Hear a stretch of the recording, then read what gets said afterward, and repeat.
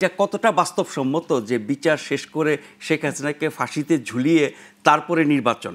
কারণ যার ঘা তার জলে বেশি, ঠিক আছে? তো জনগণ এই বিচার প্রক্রিয়াটা দ্রুতই চাবে এবং এই বিচারের নামে কিন্তু প্রহসন আমরা দেখেছি।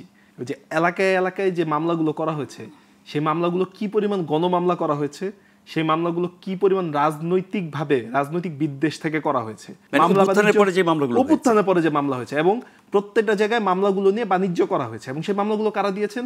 স্থানীয় চিহ্নিত বিএনপি নেতারা সেই মামলাগুলো দিয়েছেন এবং সেখানে আওয়ামী লীগ কিংবা আওয়ামী লীগের দোসরের বাইরেও অনেক সাধারণ মানুষ, এমনকি এই আন্দোলনে অংশগ্রহণকারী অনেককেও তারা সেখানে আসামি করেছেন। তার মানে বিচার প্রক্রিয়া নিয়ে বিএনপিকে আপনি কখনো কথা বলতে দেখবেন না। বিগত 7 মাসে বলেন তো যে শেখ হাসিনা তারা তো বিচার চায়। হ্যাঁ দেখেন, ওই আপনাকে মাইক্রোফোন ধরার পর যদি বলে আপনি কি বিচার চান কিনা, বিচার তো বাংলাদেশের 20 কোটি জনগণ চায়, কিন্তু বিগত 7 মাসে বিএনপির একটা কর্মসূচি দেখান, বিচার না হলে বিএনপির কি লাভ? বিচারের দাবিতে বিএনপির একটা কর্মসূচি আছে কিনা? নাই। বরং এলাকায় এলাকায় এই যে আপনার হচ্ছে আওয়ামী লীগ ও তার দোসরদের বিচারকে মানে খুবই হাস্যকর একটা ব্যবস্থায় পরিণত করার জন্য তারা কি করেছেন? এই ধরনের মামলা বাণিজ্য করেছেন এবং সেই মামলা বাণিজ্যের ক্ষেত্রে তারা কি করেছেন? বিভিন্ন সাধারণ মানুষকে সেই মামলা অন্তর্ভুক্ত করার নাম করে তারা চাঁদাবাজি করেছেন, ঠিক আছে? এবং সেখানে প্রত্যেকে, যিনি শহীদ হয়েছেন তিনি ট্রাইব্যুনালে মামলা করতে চায়, তার পরিবার, বিএনপি নেতারা তাদেরকে প্রভাবিত করে তারা যেন ট্রাইব্যুনালে মামলা না করেন, তাদেরকে স্থানীয় থানায় মামলা করিয়েছেন এবং যিনি মামলা করেছেন তিনি জানেনও না কতজনকে আসামি করা হয়েছে এবং সেখানে কে টাকা দিচ্ছে নাকি কে টাকা দিচ্ছে না তার বিনিময় এগুলো করে বিএনপির লাভ কি? দেখেন, বিএনপি কিন্তু চায় আওয়ামী লীগ নির্বাচনে আসুক। বিএনপি আওয়ামী লীগের নির্বাচনের প্রশ্নে এখন পর্যন্ত কোনো সঠিক উত্তর দেয় না। কেন দেয় না?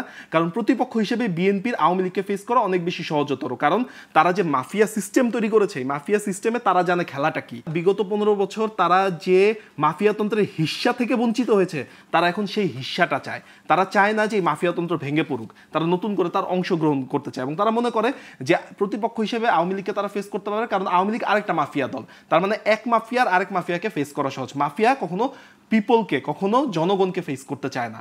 এবং এদের বাইরের যে অনেকগুলো পার্টি, এখানে এবি পার্টির কথা বলেন আর আপনি জাতীয় নাগরিক পার্টির কথা বলেন, আরও যে পার্টিগুলো রয়েছে, অনেকে কিন্তু পিপলের উইলের উপর পলিটিক্স করে, তারা কিন্তু মাফিয়ার উপর পলিটিক্স করে না। এই ধরনের শক্তিগুলোকে বিএনপি কিংবা আওয়ামী লীগের মতো দলগুলো ভয় পায়। এই কারণে বিচার প্রশ্নে দেখবেন বিএনপি এখন পর্যন্ত কোনো সঠিক উত্তর দেয় না এবং বিএনপি যে বিচারকে নির্বাচনে সমতুল্য করে, প্যারালাল দাঁড় করায়, আমরা কখনো বিচারকে নির্বাচনে প্যারালাল দাঁড় করাই। তারা বলছে যে বিচারের জন্য নির্বাচন যাতে পিছিয়ে না যায়। অবশ্যই আপনি বিচার নিশ্চিত, আপনি যদি বিচার প্রক্রিয়া সঠিকভাবে নিশ্চিত না করতে পারেন, আপনি নির্বাচন প্রক্রিয়া শুরু করতে পারবেন না। কেন পারবেন না? আপনার হাসিনা 100 জন মানুষ নিয়ে পালিয়েছে, তার যে ডিসি, এসপি, তার এসআই, তার কনস্টেবল পর্যন্ত যারা সাধারণ মানুষের বুকে গুলি চালিয়েছে আপনি এখন পর্যন্ত চিহ্নিত করতে পেরেছেন?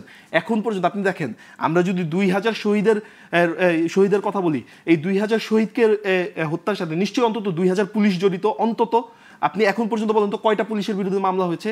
এই ঘটনায় জড়িত থাকার কারণে কয়টা পুলিশের আপনার চাকরি গিয়েছে?